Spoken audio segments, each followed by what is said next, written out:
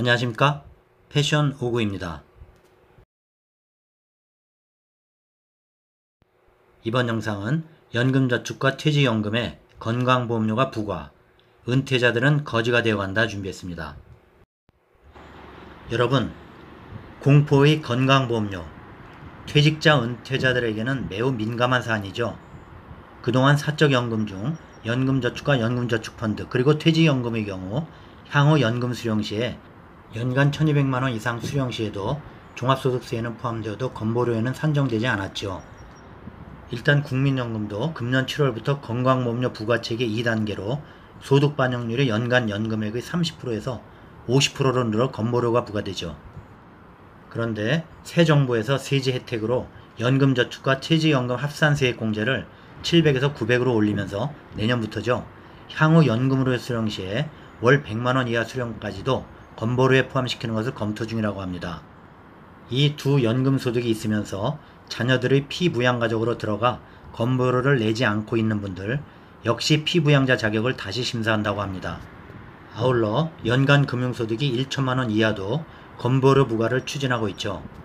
이 건강보험료, 퇴직 은퇴자들에겐 건드리면 치명적인 약점인 아킬레스건인데 말입니다. 자, 연금저축과 퇴직연금의 건보료 부과 검토 설명드리겠습니다. 정부는 지난주 연금저축과 퇴직연금의 건보료 부과를 검토하겠다고 밝혔는데 현재는 피부양자 자격을 따지거나 건보료를 매길 때 공적연금, 즉 국민, 공무원, 사, 군인연금만 부과 대상으로 하고 있죠. 이는 노후연금제도가 아직도 안정되지 않은 점을 고려해서 사적연금은 건보료 부과 소득으로 반영하지 않고 있습니다. 그런데 감사원이 건강보험 재정 악화 요인 중 하나로 사적연금을 지적하자 주무부처가 구체적 방안을 검토하겠다고 발표한 것인데요. 사적연금 지급액은 2020년에만 3조 원에 이르며 빠르게 증가하고 있습니다. 앞으로 지급될 연금저축 적립액은 작년 말로 160조 원에 달하고 있습니다. 예를 한번 들어보겠습니다.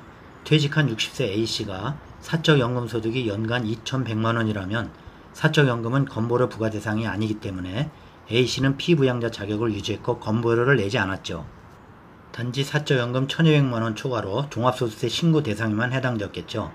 그런데 2022년 9월 2단계 개편으로 피부양자 자격 소득 기준이 강화되어 기존엔 연소득 3,400만원 이하에서 연소득 2천만원 초과 시에는 피부양자 자격이 상실되어 지역가입자로 편입되어 보험료를 납부하게 됐죠. 그런데 여기에 A씨가 사적연금이 공적연금처럼 건보료 부과 대상에 포함된다면 피부양자 자격이 상실된 것에다가 A씨 자산에 따라 지역건강보험료가 산정되고 여기에 사적연금 소득도 건보료에 산입되어 단순히 사적연금만으로도 월 10만원 정도의 건보료가 추가되어서 내게 되실 겁니다. 자, 공적연금, 국민연금은 정부의 지원이 있으니 건보료를 부과해도 국민들은 수긍하지만 사적연금은 개인이 자발적으로 불입한 데다 납입하는 시점에 원금에 대해 건보료를 내죠. 여기에다 또 건보료를 내게 된다면 이중과세가 되는 것이죠.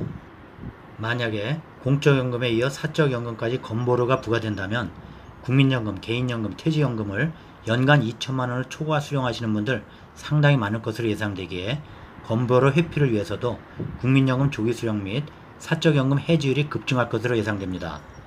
자, 그런데 여기에다 퇴직연금에다가도 건보료를 부과하겠다 하는데 노후 준비를 위해서 퇴직 시에 한 번의 퇴직금을 일시금 목돈으로 수령하지 않고 은퇴 후 평생 나눠받게 은퇴 설계하는 퇴직연금에도 건보료가 부과된다면 건보료 부담이 없는 일시금으로 받는 것을 선호할 수밖에 없게 되죠. 퇴직금을 한꺼번에 찾아 다 써버린 노인들은 결국 만 65세부터 정부가 지원하는 기초연금만 바라게 되니 국가재정은 더 축나게 될 뿐인데 말입니다. 사적연금까지 동원해서 건보재정을 메꾸려다가 오히려 은퇴자들의 연금 없는 노후가 문제될 것은 뻔한데 그땐 국가가 은퇴자들을 어떻게 책임을 질 것인지 되묻고 싶습니다. 지금까지는 은퇴 후에 늘어날 건보료 부담을 줄이기 위해서는 은퇴 전문가들은 사적연금에 투자하는 게 하나의 방법이라고 했는데 말입니다. 대표적인 것으로 퇴직연금인데요. 일반적으로 직장인들은 퇴직금을 일시금 또는 연금 방식으로 지급받는데 퇴직금을 한 번에 받아 금융자산에 투자하면 그에 따른 이자나 배당소득이 건보료 부과 대상이 되기 때문에 차라리 연금으로 받는 것이 낫다는 전략이었죠. 노후를 위해서 건보료 부과 대상이 아닌 사적연금이 더 나은 선택인데 만약 퇴직연금에 건보료가 부과된다면 노후 준비 전략에도 큰 변화가 오게 되는 것입니다. 어쨌든 이런저런 이유로 은퇴자들은 속이 터질 뿐입니다. 건보 재정을 확충하려면 외국인들의 건보 무임승차와 또 일부 병원들이 부정사용 등부터 손봐야 하는 것이 아닐까요? 이런 상황에 치닫고 있어 벌써부터 사적연금 불입을 당분간 중단하거나 포기하겠다는 말들이 나오고 있는 거죠. 그런데 정부는 최근에 사적연금인 연금저축과 퇴직연금의 세액공제 한도를 종전의 700에서 900만원으로 높이겠다고 발표했잖아요. 세제 혜택이라는 당근을 주면서 연금 가입을 유도하고는 나중엔 건보료로 회수해 나가겠다는 겁니다. 정부 정책이 이렇게 상충되고 있는 것이죠. OECD 국가 중에서 65세 이상 노인 빈곤율 1위인 우리나라. 은퇴자들은 점차 거지가 되어가고 있는 것이죠. 무엇을, 누구를 생각하고 하는 정책인지 한번 생각해 보시기를 바라면서 마치겠습니다. 패션 오구였습니다. 다음 영상까지 안녕히 계십시오.